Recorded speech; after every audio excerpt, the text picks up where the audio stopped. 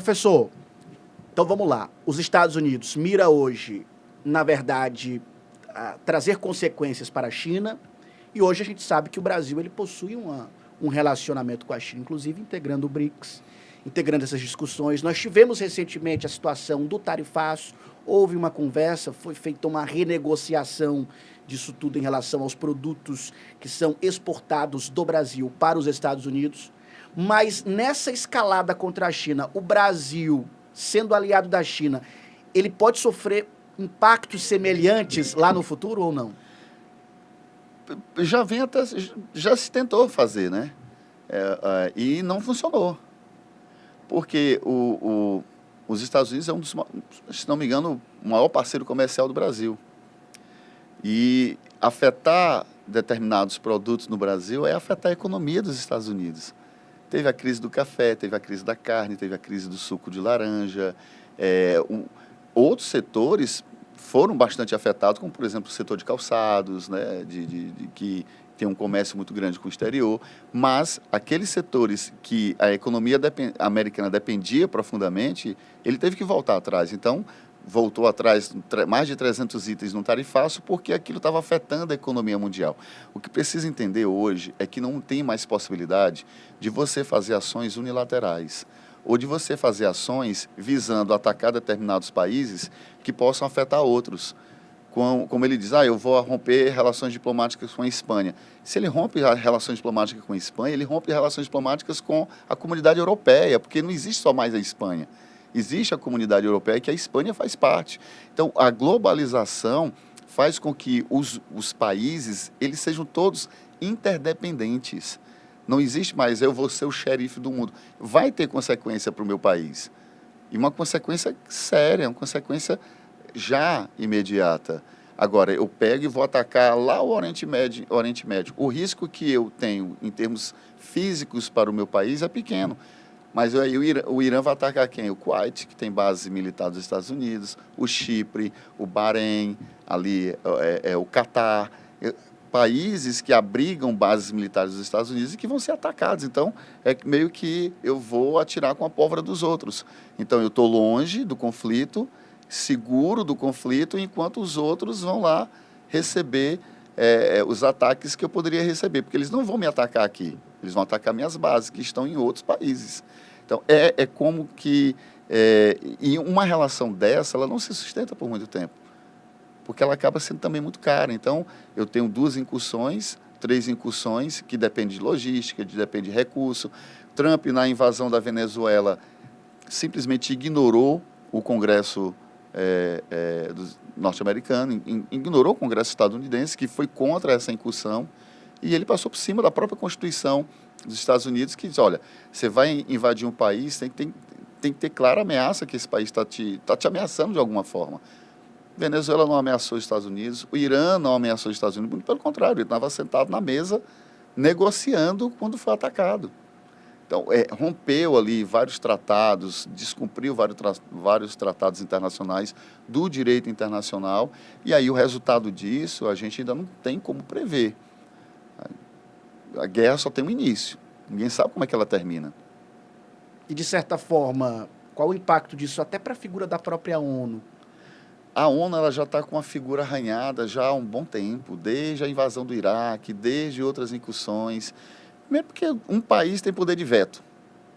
Então, a ONU decide, não, eu sou contra, e quem tem o poder de veto? Estados Unidos. Ele vai lá, põe o veto e faço. Então, a ONU hoje enfim, não tem mais a força. Aliás, nunca teve força porque a ONU não tem poder de sanção. Qual é o poder de sanção que a ONU tem? A sanção que a ONU aplica é através dos países que a compõem. E aí, por que existe a ONU? É interessante isso. A base da ONU é filosófica. Immanuel Kant, na sua obra lá atrás, desenvolveu a ideia da paz perpétua. Seria interessante que a gente constituísse um órgão que fosse capaz de estabelecer a paz entre os países, entre os estados. Então, a ONU nasceu depois ali dos horrores da Segunda Guerra Mundial para dizer, isso tem que ter um limite. Olha o Holocausto, olha o que aconteceu, olha as consequências maléficas para a humanidade. Então, isso aí tem que ter um limite. Vamos estabelecer aqui uma relação entre os países em que a gente concorde, que estabeleça tratados, e existem vários tratados que tratam do direito nacional, do meio ambiente, dos direitos humanos, que os países aderem por fazerem parte da ONU e devem cumprir, a despeito de sofrerem sanções. Sofrem sanções quando ferem os interesses dos Estados Unidos. Quando é o interesse dos Estados Unidos em jogo, não se aplica nenhuma sanção. Esse é o problema da ONU hoje. E a gente tem ali um percentual grande do petróleo mundial passando por um local pequeno, que é o Estreito de Hormuz. E ali nós temos países estratégicos, temos ali a Arábia Saudita, temos o próprio Irã, que domina ali um trecho desse estreito. O maior, né? O maior. Como é que isso atinge nós aqui no Brasil? A gente vai sentir na pele realmente, por exemplo, no preço do combustível?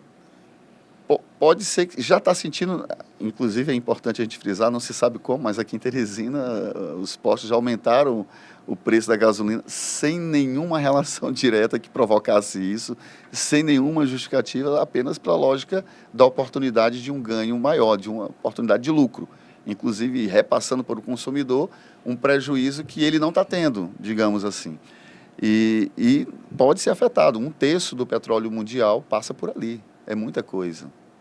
É muito petróleo para... Se ele fecha o Estreito de Hormuz, pronto, ele afeta, inclusive afeta os Estados Unidos, afeta principalmente a Europa, que depende muito daquele estreito para muita coisa.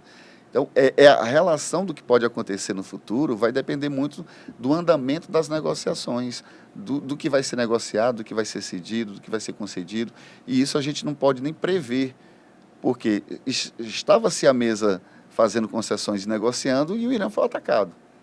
Isso é completamente fora do eixo da normalidade. Se estamos sentados à mesa negociando, se há um processo de negociação, não há razão para uma agressão. Então, essa guerra não é uma guerra de agressão. Por quê? Porque não há uma justificativa plausível, porque o Irã não está ameaçando atacar, o Irã não atacou, então ele respondeu. Então, é uma guerra de agressão. Se eu estou na mesa negociando, eu tenho que acabar a negociação para, assim, emitir uma ação mais concreta ou agir de uma forma mais tempestiva. Enfim, não se sabe o que pode acontecer quando se tem um Trump no poder. E, na sua avaliação, como é que a China está se comportando em relação a essas iniciativas dos Estados Unidos? Olha, ela está observando ainda. Ainda não teve nenhuma ação concreta nem direta, ainda está naquela fase de observação, porque é feito o estudo dos impactos que podem vir. Então, dependendo do tempo e da duração, e é um importante aliado da China, assim como a Venezuela, e os Estados Unidos parou a incursão na Venezuela, e aí ele espera ver o que pode acontecer. A China pode ser bastante afetada. O Brasil também pode ser afetado com relação às importações, que o Brasil também importa muito petróleo. Então, o preço do barril vai aumentar. O preço do barril aumentando, o dólar sobe, nossa malha de transporte, de frete no Brasil é majoritariamente rodoviária, e isso vai afetar, consequentemente, o valor do frete. Aumentando o valor do frete, aumenta o valor do produto para o consumidor final, aumentando o valor do produto no consumidor final, gera aí uma possível espiral inflacionária, corrói o poder de compra do do trabalhador, porque ele não vai ter mais condições de comprar aquilo que comprava a X reais, vai comprar a XY. Então, o efeito para o Brasil não precisa ser de muito longo prazo, pode ser de médio prazo, é uma espiral inflacionária decorrente da nossa dependência ainda, porque a gente não refina mais petróleo, a gente não temos mais refinarias, as nossas refinarias foram vendidas. Então a gente compra petróleo em dólar. E, obviamente, isso vai afetar o preço da gasolina, vai afetar o preço do diesel, afetar o frete dos produtos, que as nossas cargas são assim. Enfim, essas são as consequências de médio prazo que a guerra pode trazer para o Brasil. E a China, como parceiro hoje, parceiro do mundo todo, né? Inclusive dos Estados Unidos. A China comercializa muito com os Estados Unidos também. Mas é uma guerra por hegemonia. Os Estados Unidos percebe que a China está crescendo muito também, né? E que perdeu a hegemonia. Hoje, quando você fala em tecnologia, qual país você pensa? China. Quando você fala em poderio militar, qual país que você pensa? Estados Unidos. Quando você pensa em mercado consumidor crescente com poder de compra violento, rico, quem é que você pensa? China. Tá aí a resposta. 30 anos atrás, qual seria a sua resposta? Estados Unidos. As Estados três Unidos, perguntas. Estados Unidos. Então, não precisa ir muito longe.